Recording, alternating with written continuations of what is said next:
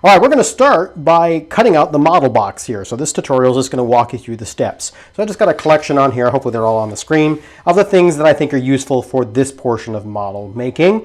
It's pretty simple. We're just cutting out some foam core, we're doing some nice careful measurements, and then we're cutting out these shapes, and we'll assemble the theater house box from there. So you can have all kinds of crazy tools, pliers and wire cutting tools and sandpaper and all sorts of things that you can use to build models with. But for something just like building the model box, this is all we really need. Now I've got my T-square on here, and I've got one of my big triangles. Now I'm not going to use those as a straight edge to cut because they're plastic. So if I take my X-Acto knife here and I try to use that, I'm going to gouge big chunks out of my plastic tools. So you don't want to do that. That's what this guy's for. Remember, I don't want you to be using this with your drafting, but this little steel straight edge is exactly what you want. One of the ones that has the non-skid back, has a little cork backing on that. This is the time to use this when you're cutting things out. The reason why I have the T-square and the triangle here, along with my scale ruler, is that I want to lay all this out on the board ahead of time. The drafting tape is just sometimes useful. I will use some drafting tape to put a little tick mark somewhere or label something like I've done here that I want to pull off later. So I've just used the drafting tape to label the various parts of this. There is that little PDF that shows you exactly what I've done. This is that in full scale. I'm going to clear all this out of here so you can see the whole thing. Oh, I also just threw this little straight pin on here to remind you that I like to use straight pins when I'm assembling it, because we will eventually get around to gluing it together with our tacky glue, but holding it together with your hands while you're waiting for that glue to dry is kind of a pain. So I like to have a bunch of straight pins to be like little nails. Then I can always pull those out later. And I have some kind of soft lead pencil to make your marks on there. It's very useful. So I'm going to just sort of slide this all the way around. You can see that I've got the various parts. So this is going to be our proscenium arch, and I'm going to walk you through how this gets laid out in a bit.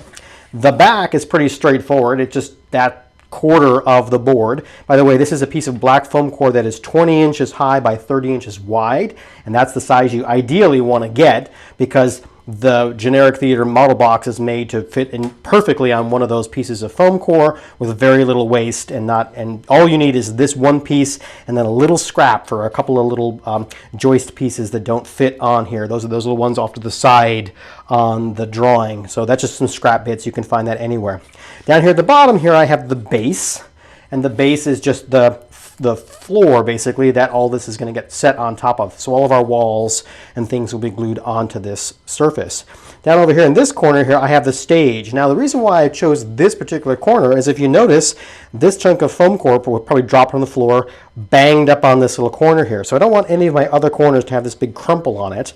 But this little joist, these two pieces down here, are just going to be some joist pieces. Actually, I think they go on the ends here, that are just there to cap off the ends of our stage floor. So it doesn't really matter if that little crumpled bit is hidden underneath the set. So I've chosen to use this corner for where that crumpled bit is. Don't make that the top upper corner of your proscenium arch. That's not a good choice. So I've already laid out the stage floor over here. This is all one piece that's going to be cut out here. We'll walk you through these steps here a little later if you want to watch that. But let's take a look over here at the proscenium arch and just give you a sense of how I laid this out. I'm going to zoom in a tiny little bit here so you can see a little closer what's going on.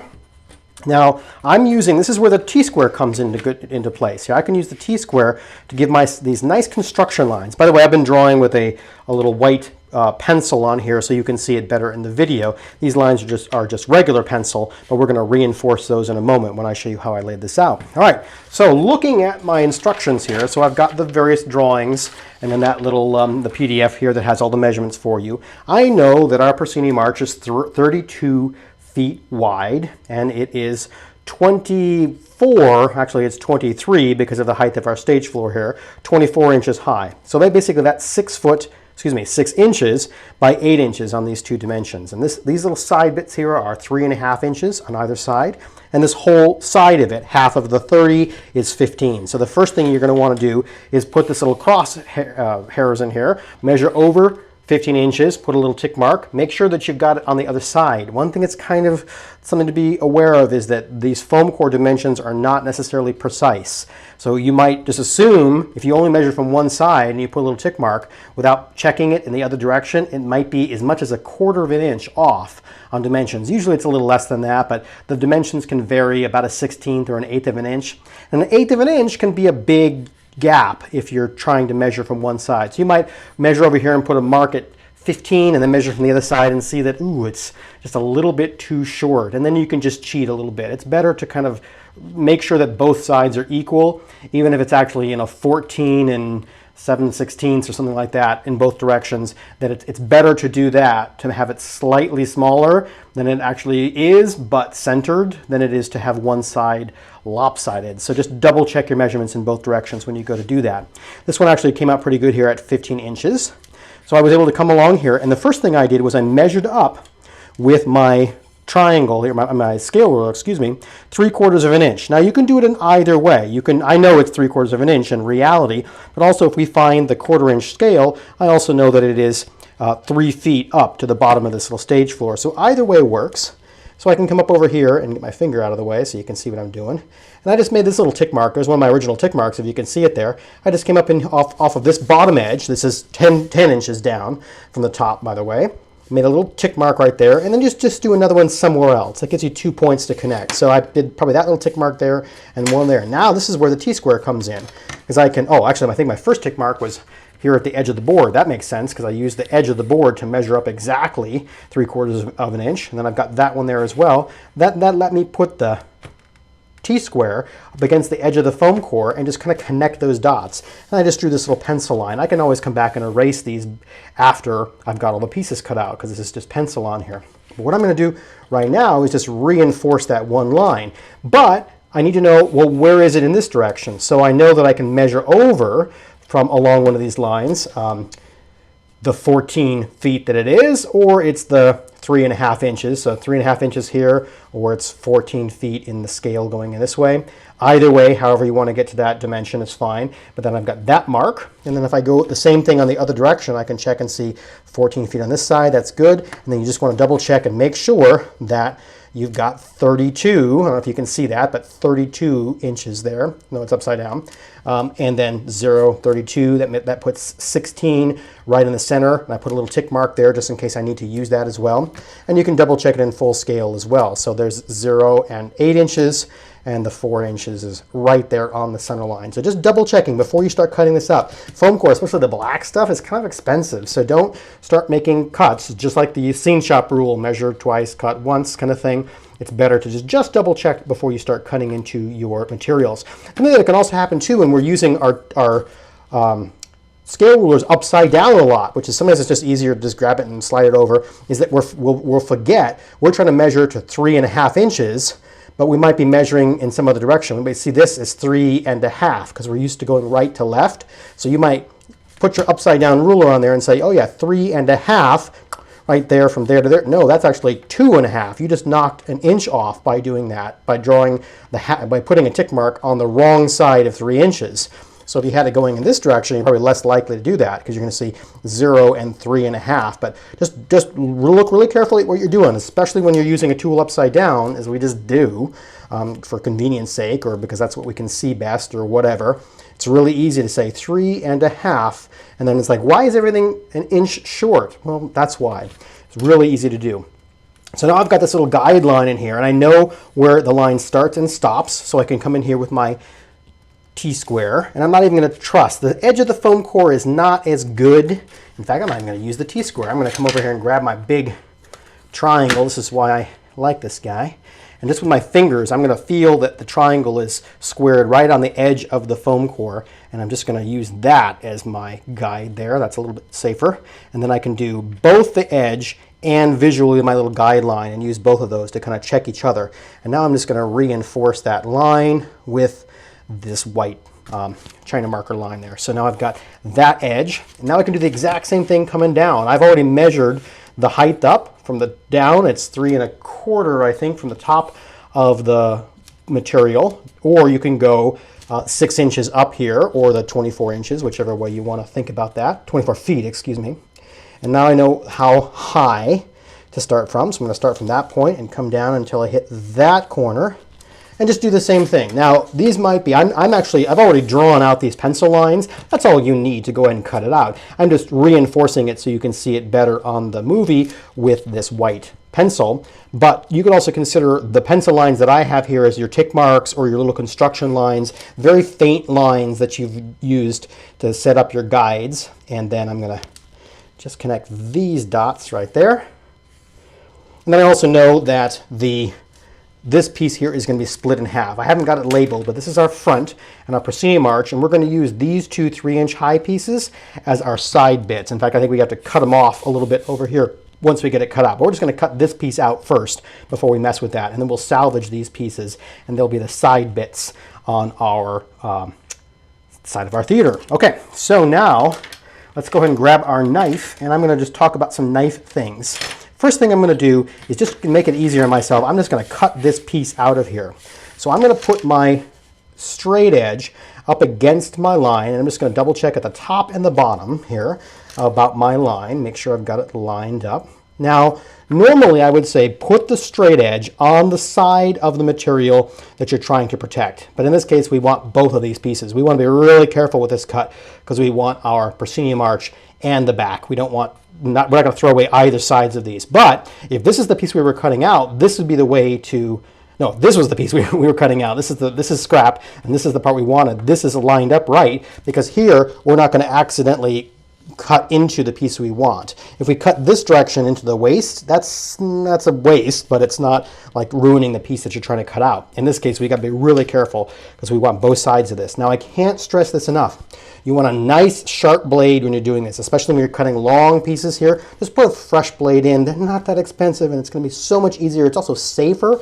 If you're using a dull blade when you're doing this, you're going to be pulling really hard. You're going to be tearing the paper. It's going to look like ass, and you're much more likely to slip and cut yourself because you're pulling too hard.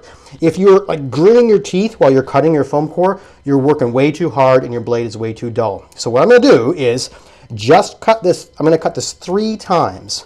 So I'm going to cut once just to cut through the top piece of paper. I'm going to cut again to cut through the foam. And I might be, with a really sharp blade, I might be cutting all the way through on the second pass. But I'm going to do it a 3rd time just to make sure, because if it doesn't pop apart, then you're going to want to tear it apart, and you're going to get those terrible edges. I'm just going to lay my blade up against here. I'm not pushing hard at all. I'm just cutting the paper. I'm just very gently pressing down. I'm going to do my second pass here. I know I'm not going all the way through, and I'm not worried about going all the way through. I'm going to go down and try to do my 3rd pass here. Now, hopefully, I've gone all the way through on this page. Yep, there you go. See how it just popped right up there? It just released. You shouldn't have to yank on it. If it doesn't do that, then you want to make sure that you do a 4th pass. I'm just going to flip it over here and just take a look and see. Look at that. Beautiful. I don't know if you can see that on the camera. That big, beautiful, smooth edge there, and it's gone all the way through. There's no gaps in the paper. If it's not coming apart, flip it over, take a look at the underside and go, oh, look, there's a little bit right there where I missed. When you're using nice quality foam board, if you spend the extra $1 or $2 to get the good stuff, the interior foam is much smoother, and you don't get little chunks of hard things like you do in the cheapy like dollar store foam board. It's got all kinds of hard chunks of plastic in there, and your blade can hit those little pebbles and not want to cut through them or do really nasty tears and things that you don't want. So now I'm just going to do the exact same thing in the other direction. I'm going to line the blade up over here. I'm just putting it on this side because I want both the base and the front here, and it's probably easier to see on the camera. I would probably flip this around. This is the more expensive piece in the sense that I'm going to put more work into this, but right now I'm just going to go ahead and cut it out.